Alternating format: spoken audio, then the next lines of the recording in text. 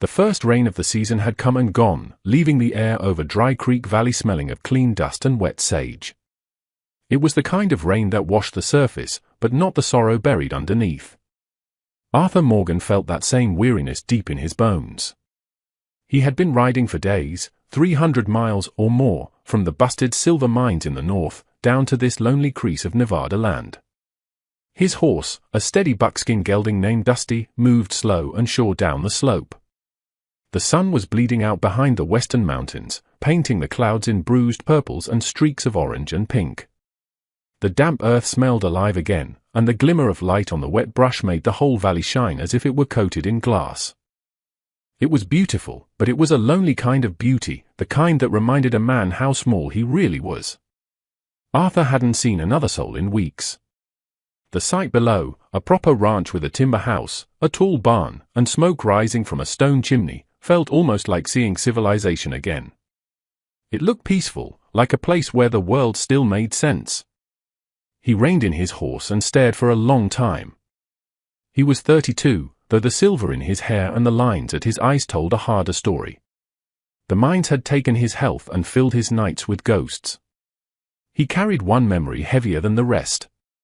A collapse, the roar of rock, and a man he hadn't been able to save. He had left those hills with nothing but Dusty, a saddle, and a hope that maybe somewhere he could start again. The ranch in the valley looked like that kind of place. A bit of order in a world of chaos. Maybe here a man like him could find peace. He nudged his horse forward. As he got closer, the smell of wet hay and animals filled the air. A dog started barking, deep and fierce, and the front door of the ranch house opened. A broad man stepped out, framed by the glow of lamplight, a rifle resting easy in his arm. His voice carried sharp through the evening. "We ain't a hotel." Stranger Arthur kept his hands where the man could see them. "I'm not looking for charity," he said. "Just work and a bed. I can handle horses, mend fences, drive cattle. I work hard and keep quiet." The rancher studied him a long while. His eyes were pale blue and sharp as a hawk's. He looked Arthur over, from the old saddle to the worn boots and the quiet steadiness in the man's face. He didn't trust easily. "Name's Angus McDowell," he said finally. "This here's the McDowell Ranch. Trouble finds drifters easy out this way. You running from something?" "Left it behind," Arthur said softly.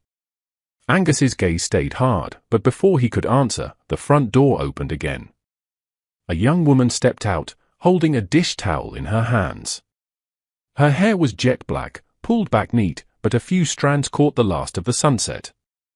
Her face was serious, her eyes clear and steady. Strong eyes, not delicate. She looked at Arthur just once, then her father's voice broke the stillness. Get back inside." She didn't flinch, just gave her father a look that spoke of quiet independence. Then she turned and disappeared back into the house, the light closing around her. Angus's jaw tightened. "My daughter's got no business talking to strangers." He'd taken Mayan as his own when she was just a child, found alone after a raid on a nearby settlement, and his protectiveness over her was fiercer than any fence on his land. "Yes, sir," Arthur said respectfully. They stood silent, the dog growling low, the air thick with tension. Angus was weighing something in his mind. The rain had come early this year, and he was 2 hands short for the season. This drifter looked rough, but there was something decent about him, something that didn't ring false. Finally, Angus lowered his rifle.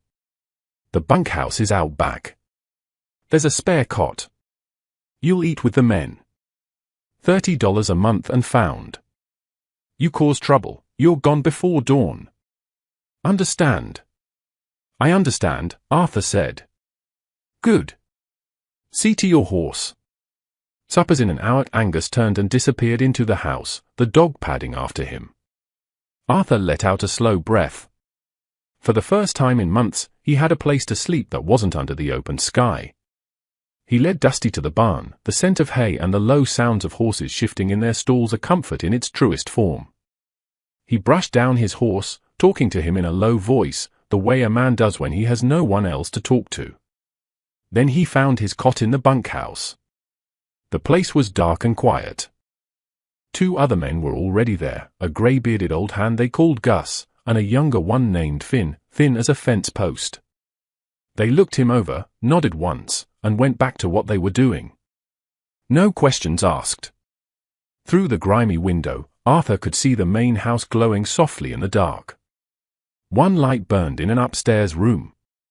He wondered if it was hers, the rancher's daughter, Mai. He didn't know her name yet, but he'd remember her face. He lay back on the cot, hands behind his head, listening to the wind in the cottonwoods. The land was quiet, alive. For the first time in a long time, his mind wasn't full of ghosts, just the sound of life, steady and real. He closed his eyes and let the peace of the ranch settle over him like a blanket. Tomorrow, he thought, he'd start work with the sunrise. A new place, a new start. Maybe if the land was kind and luck stayed steady, this could be the place where his past finally stopped following him.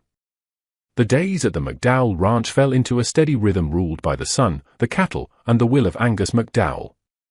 Arthur rose before dawn when the air was sharp and cold and worked until the sky burned orange at dusk.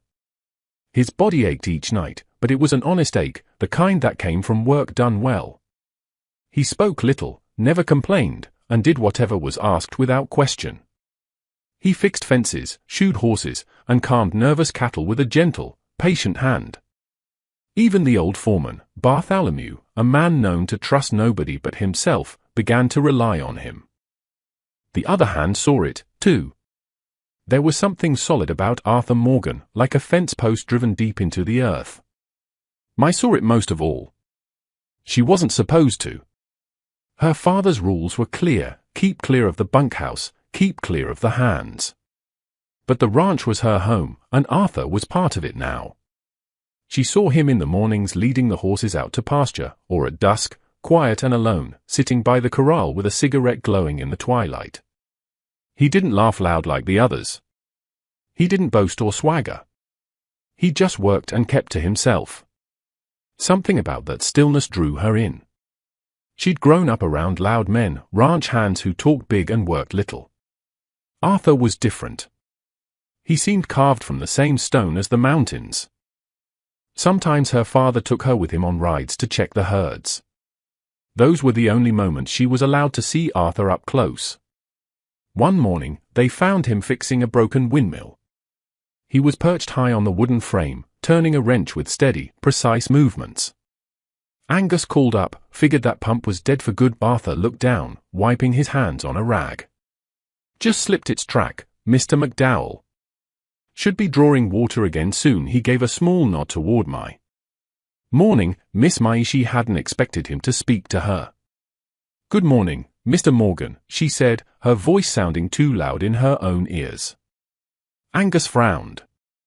No need for you to be up there risking your neck. I pay you to drive cattle, not fix pumps. Arthur gave a faint smile. A thirsty cow don't fetch much, sir. Then he went back to work. Mai turned her face away so her father wouldn't see the small smile tugging at her lips. She admired that, how Arthur said what needed saying without a trace of arrogance. A week later, Mai found him by the creek that ran along the edge of the property. The heavy spring rains had eaten away a section of the bank, and Arthur was down in the mud stacking stones to stop it from washing out. She dismounted from her horse and walked closer. My father didn't tell you to do that. Arthur didn't look up. No, but come next spring runoff, this side will give way if it's not shored up. You notice things, she said. A man alone learns to pay attention, he answered quietly. Either you learn how the world fits together or how it falls apart. His words stayed with her. They weren't about creeks or stones. They were about him. She wanted to ask about the mines, about why he'd left. But she didn't. It felt like a door best left closed. Instead, she said, why ranch work then, after mining? He paused, hands resting on his knees. Because the sun's better company than the dark. That was all he said. But for Mai, it was enough. In the days that followed, they crossed paths more often. At first, it was small, passing by the barn, a polite nod, a shared glance at the supper table when Angus wasn't looking. But each moment built on the last, like drops filling a bucket. One afternoon, Mai was sitting on the porch mending a torn saddle blanket when Arthur came to the well for water. He nodded toward the book beside her. "That another story from back east?" She looked at the cover, smiling faintly. "It's about ladies who spend all day worrying about the right dress to wear." "Feels like reading about another planet." Arthur filled his bucket. "Nothing wrong with easy worries," he said. "Maybe," she said, threading her needle. "But I think it's better to have worries that matter. At least then you know you're alive." He leaned against the well, thoughtful. "I reckon everyone's got fences around them. The trick is finding the gate." Then he picked up the bucket and walked off, leaving her staring after him. That night, she couldn't sleep. His words played over in her mind, the trick is finding the gate. But the quiet peace of the ranch didn't last. A few weeks later, Angus McDowell returned from town with a face like thunder. Word had reached Dry Creek of a disaster up north, a mine collapse that had killed a foreman. The talk was ugly. Some said it wasn't an accident. Some said the man responsible had fled, and one name came up again and again, Morgan. Angus said nothing to Mai, but she felt the change the moment he came home. His watchfulness turned to suspicion. He sent Arthur to work in the far pastures, away from the house. The other hands grew distant, too, whispering when Arthur passed. Mai knew her father well enough to sense his fear, and she knew that fear ruled him more than anger ever had. But what she had seen in Arthur's eyes wasn't the look of a killer. It was the look of a man carrying grief too heavy to speak aloud. For Arthur, the coldness of the ranch was a familiar thing. He'd felt it before in other places when the past had caught up to him. He said nothing. He worked harder, but the loneliness pressed on him like the desert sun. One evening, as the light faded, Mai found him near the water trough. Her heart pounded, but she couldn't stay silent any longer. "Mr. Morgan," she said. He stopped but didn't turn fully. "Miss Mai, I heard the stories," she said softly. About the mine, about the man who died. The air was heavy between them. For a long time, he said nothing. Then finally, in a low voice rough with pain, he answered, "Some things are better left buried, Miss Mai." There was no anger, no defense, just finality. And then he walked away, leaving her standing in the dust, her heart breaking under the weight of what she didn't understand. Summer burned hot and cruel across Dry Creek Valley. The grass turned brittle, and even the cattle stood still in the thin shade of the junipers. The creek was a trickle now, a lazy line of muddy water. The air shimmered with heat, and tempers grew short. Arthur worked harder than ever, sweating through his shirt each day, his body covered in dust and sun. He didn't complain.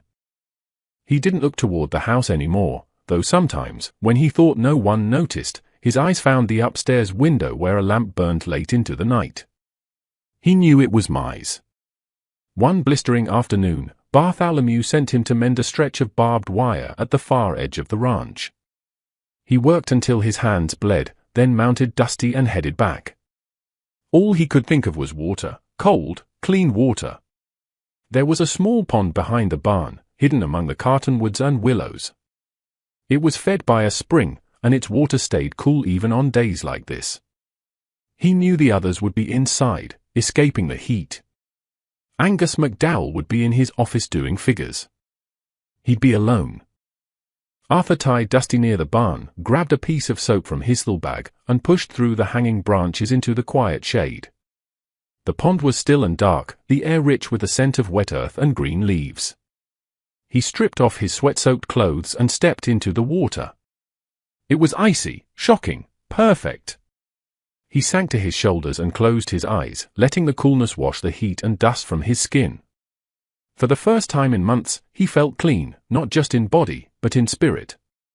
Here, he wasn't a drifter or a man running from ghosts. He was just a man breathing. He didn't know that Mai was near.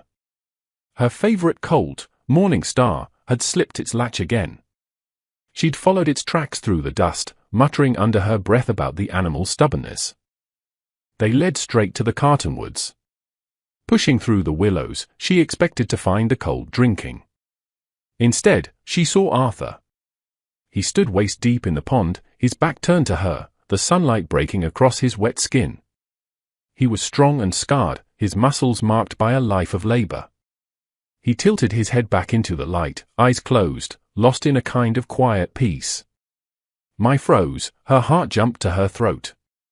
She knew she should leave, but her feet wouldn't move. The sight of him, unarmed, unguarded, felt too intimate to look at and too powerful to look away from. She stepped back. A twig cracked under her boot. Arthur turned, calm and unhurried. His grey eyes met hers through the shimmer of water and light.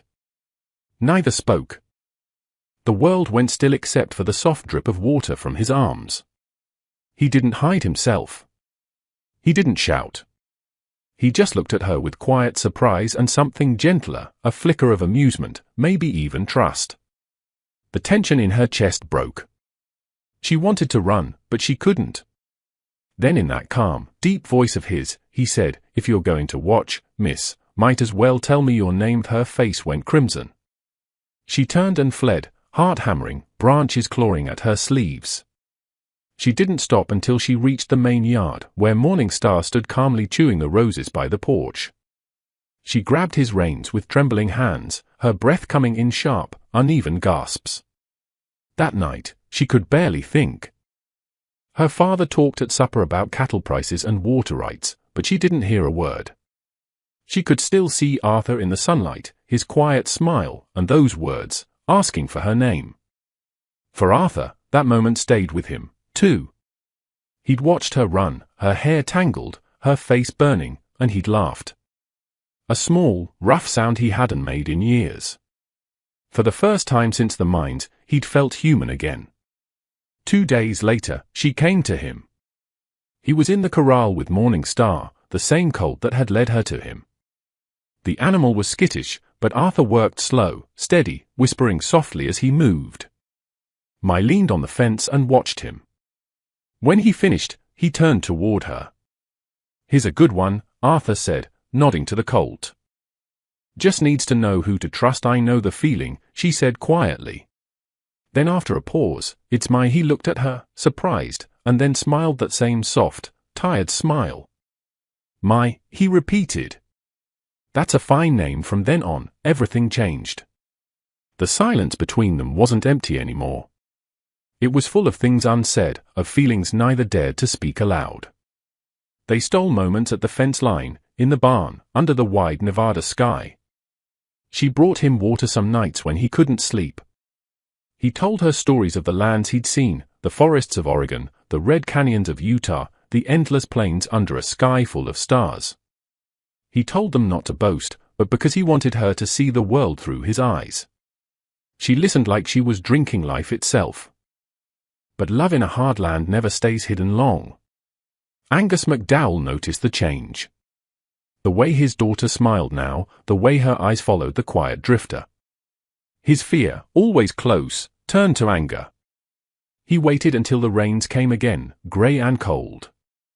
Then one afternoon, standing in the barn doorway, he told Arthur what he'd decided. "When this mud dries," he said, his voice flat, "you're gone." Arthur didn't argue. "You've had good work from me," he said simply. Angus's eyes burned. "You've had too much from me. My daughter looks at you, and I won't have it.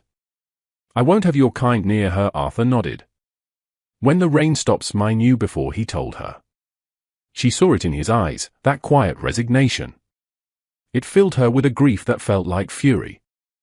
Her father's fear had built a wall between her heart and the only person who truly saw her. When the roads dried, Arthur packed his little bag. The sky hung low and heavy, ready for another storm. He rode out with 2 ranch hands escorting him. None of them spoke. They were just reaching the boundary line when thunder cracked and rain came pouring down. Out of the tree stepped 3 riders, hard men with guns drawn. Arthur knew one of them, Clayton Rourke, a ghost from the mines. "Well, Morgan," Rourke called, his voice mocking. "Didn't think I'd find you playing cowboy." Arthur's eyes narrowed. "You should have stayed gone." Rourke. Lightning flashed. The world exploded into sound. Gunfire ripped the air. Arthur dove from his horse, rolling in the mud, firing back. One of Rourke's men fell screaming. The storm roared overhead, drowning out the shots. A blast from a shotgun hit Arthur's shoulder. He stumbled, bleeding, but fired again. The second gunman dropped. Rourke cursed and charged through the willows. Back at the ranch, Mai heard the shots through the thunder. She ran to her horse, ignoring her father's shouts. She rode hard into the storm, the rain cutting her face, her heart wild with fear. She found Dusty first, riderless and trembling.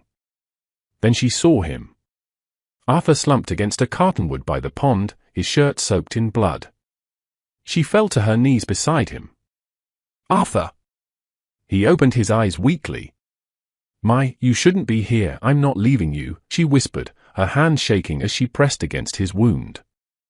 Not again. When the foreman Bartholomew found them, Mai was still holding Arthur, crying into his shoulder as rain washed the blood from his skin. Together they carried him home. 2 days passed before he woke. When he opened his eyes, Mai was there, her head resting on her arms by his bed. She stirred, saw him watching her, and smiled through her tears. "You came back," she whispered. "You were calling me," he said softly. Later that day, Angus McDowell came to the doorway, hat in hand, his face lined with shame. He had heard the truth. Clayton Rourke's confession, the sheriff's report. Arthur Morgan had not been a killer. He'd been the only good man in a bad place. "I was wrong," Angus said quietly. "You saved her. You saved us all." Arthur looked up at him. "You love your daughter," he said. "That's all that matters." In the weeks that followed, Arthur healed, and Mai stayed by his side, but both of them knew they couldn't stay. The ranch held too many ghosts. So one morning, under a pale dawn sky, they saddled their horses. Angus stood on the porch watching, his eyes full of sorrow and pride. Mai rode her mother's old mare. Arthur rode Dusty. When they reached the ridge above the valley, she turned to him and smiled. "I think the gate isn't here," she said softly. "It's out there somewhere." Arthur looked toward the endless land beyond. "Then let's go find it." They rode side by side into the rising sun, the valley behind them, the wide, untamed west ahead. Two souls set free at last.